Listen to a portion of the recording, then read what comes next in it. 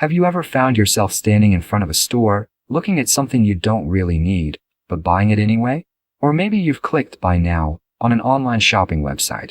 Even though you knew your budget was tight, you're not alone. Emotional shopping, or buying things driven by our feelings rather than our needs, is something many of us experience.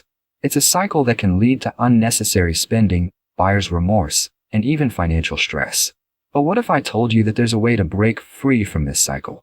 In this video, we'll explore how to recognize emotional triggers, how to control those impulses, and how to make smarter, more intentional buying decisions that align with your true needs and goals. By the end, you'll have the tools to stop emotional shopping in its tracks and take back control over your finances. Why do we shop emotionally? First, let's talk about why emotional shopping happens in the first place. It's not about being weak or undisciplined. It's about our emotional state and how it can influence our decisions. When we're feeling stressed, lonely, or even overly excited, we tend to seek out ways to feel better. Shopping, unfortunately, can offer that quick emotional relief, even though it's often temporary. Stress relief. When life gets tough, whether it's a bad day at work, a difficult relationship, or just the pressures of daily life, we often turn to shopping for a temporary distraction.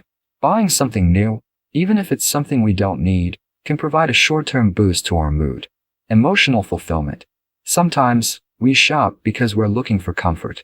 When we're feeling sad, anxious, or empty, buying something we think will make us happy can become a way to cope with those emotions. The promise of something new can feel like a solution, even though it rarely addresses the root cause of our feelings. Celebrating or rewarding ourselves. On the flip side, emotional shopping isn't always about negative emotions. Sometimes, we buy things when we're feeling overly excited, celebrating an achievement, or simply wanting to reward ourselves. While there's nothing wrong with treating yourself, the key is doing so consciously and within your budget.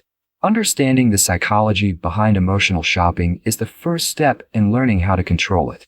So, how can we stop this pattern? Recognizing emotional buying triggers. The next step in stopping emotional shopping is recognizing the triggers that prompt us to buy when we shouldn't. For instance, mood swings. When you're feeling stressed, sad, or bored, these emotions can lead you to want to buy things as a form of relief. You might not even be aware of it at the time, but your emotions are driving your decisions. Social media influence. In today's world, social media plays a huge role in encouraging emotional shopping. The constant stream of ads, influencer recommendations, and lifestyle portrayals can make us feel like we need the latest products or trends to fit in or feel good about ourselves. Sales and discounts. Another big trigger is the fear of missing out, FOMO.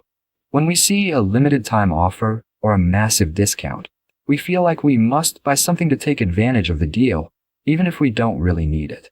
So, how do you recognize these emotional triggers before they lead to a purchase? The key is to pause and ask yourself, am I buying this because I truly need it, or because I'm trying to fill an emotional gap? Recognizing the triggers is half the battle won.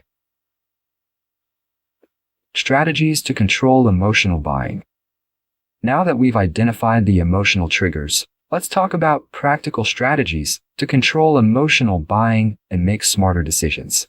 1. The 24-hour rule. Before making any non-essential purchase, give yourself at least 24 hours to think about it. Often, the initial excitement will fade, and you'll realize that you didn't really need the item after all. This simple waiting period helps prevent impulse buying and gives you time to reflect on whether the purchase aligns with your goals. 2. Create a shopping list. One of the best ways to avoid emotional purchases is to create a shopping list before you go out or shop online. Stick to it, and don't stray from the items on the list. This keeps you focused and prevents distractions that may lead to unnecessary buying. 3. Avoid tempting environments. If you know that a certain store or website is a trigger for your emotional shopping habits, do your best to avoid it. Unsubscribe from email lists, stay away from shopping malls, or delete shopping apps from your phone. The less you expose yourself to tempting situations, the less likely you are to make impulse purchases. 4.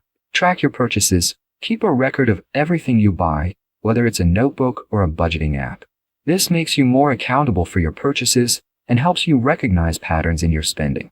When you see the accumulated costs of emotional buying, it'll be easier to notice how much it's affecting your financial health. Creating a budget and sticking to it. A budget is your best tool for keeping emotional spending under control. If you allocate a specific amount of money for discretionary spending each month, you'll be able to treat yourself guilt-free without going overboard. Set clear limits. Include an entertainment or discretionary spending category in your budget and stick to it. Once that amount is spent, don't allow yourself to exceed it, even if you're feeling an emotional urge to splurge. Prioritize your needs. Always make sure that your essential expenses, like bills, savings, and debt payments, come first. Once you've covered those, then, and only then, should you allocate money for non-essential spending.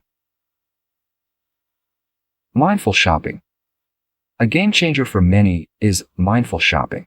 This means being fully present and aware of every purchase you make. Ask yourself these questions before buying anything. Do I really need this? Is this something that aligns with my long-term goals? Will this purchase add real value to my life, or is it just an emotional reaction? By practicing mindful shopping, you're consciously slowing down your decision-making process and focusing on what truly matters. This not only helps you reduce emotional purchases, but it also leads to better, more thoughtful financial decisions. Conclusion. In the end, preventing emotional shopping comes down to awareness and discipline. Understanding the emotional triggers behind our purchases, recognizing when we're being influenced, and creating strategies to control impulsive buying will help us regain control over our finances. Remember, the goal isn't to deprive yourself of the things you love, but to make sure that your spending aligns with your true needs, values, and long-term financial goals. Start by practicing the techniques we discussed today, and you'll notice a shift toward healthier financial habits and greater peace of mind. If you found this video helpful, make sure to hit the like button, subscribe, and turn on the notification bell so you never miss a tip from Economic Plus. Share your thoughts or any tips you have for resisting emotional shopping in the comments below. We'd love to hear your ideas. Thank you for watching, and we'll see you in the next video.